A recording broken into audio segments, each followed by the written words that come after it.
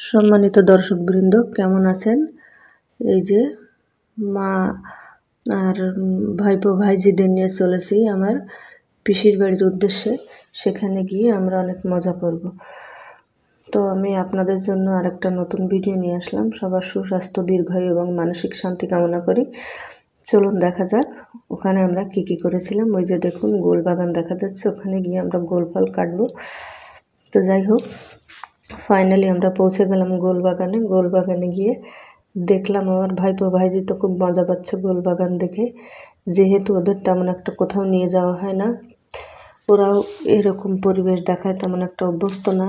যদিও আমাদের গ্রামে বাড়ি, কিন্তু তারপরেও গোল ফল টল তো ওইভাবে নেই। তো খুলনা মানেই সুন্দরবনের কাছাকাছি। খুলনা থেকে সুন্দরবন বেশি সময় যাওয়া লাগে না। আর আমাদের থেকে 2-3 গ্রাম পর থেকে মোটামুটি সুন্দরবনের দারুণ ফ্লেভার শুরু। আসলে খুলনা থেকেই শুরু, খুলনা শহর পার হলেই শুরু হয়ে যায়।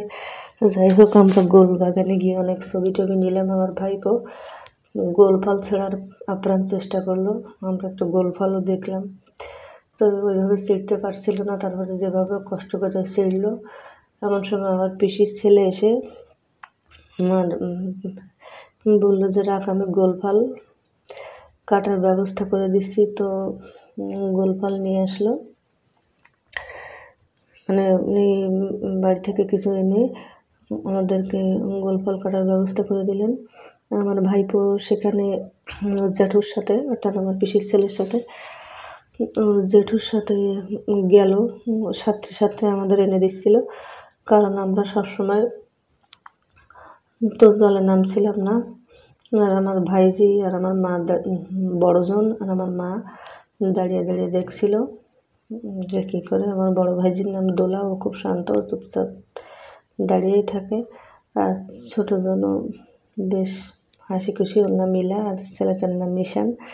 যাই হোক, ও সাঁতরে সাঁতরে গোল ফল এনে দিচ্ছিলো। আমার ভাইজি ছোটোজন ওর ভাইয়ের কাছ থেকে নিচ্ছিল, কিন্তু ওইগুলো অনেক ভারী ছিল গোল ফলের কাঁধিটা। তো সে সূত্র ধরে ও সবসময় ক্যারি করতে পারছিল না, আমাকেও নিতে হচ্ছিল, আমিও নিচ্ছিলাম।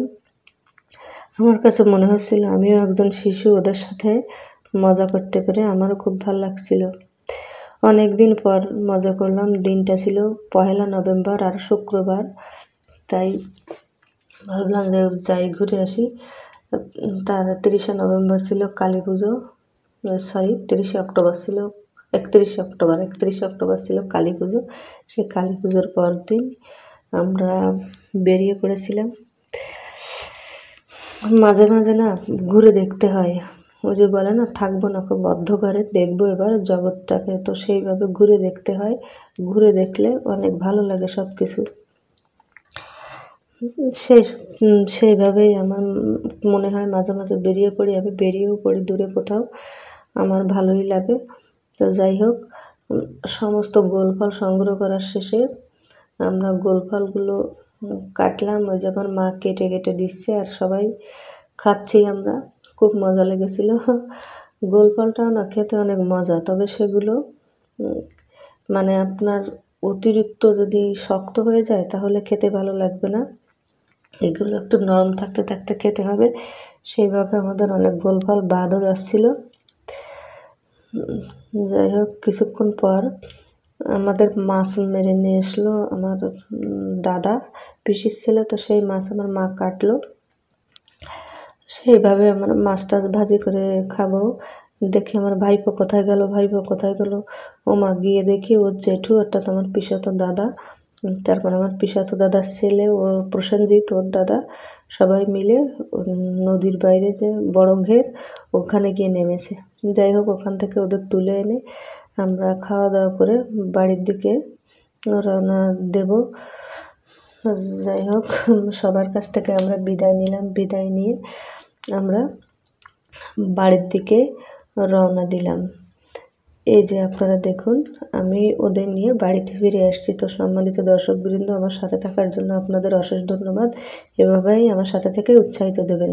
টাটা।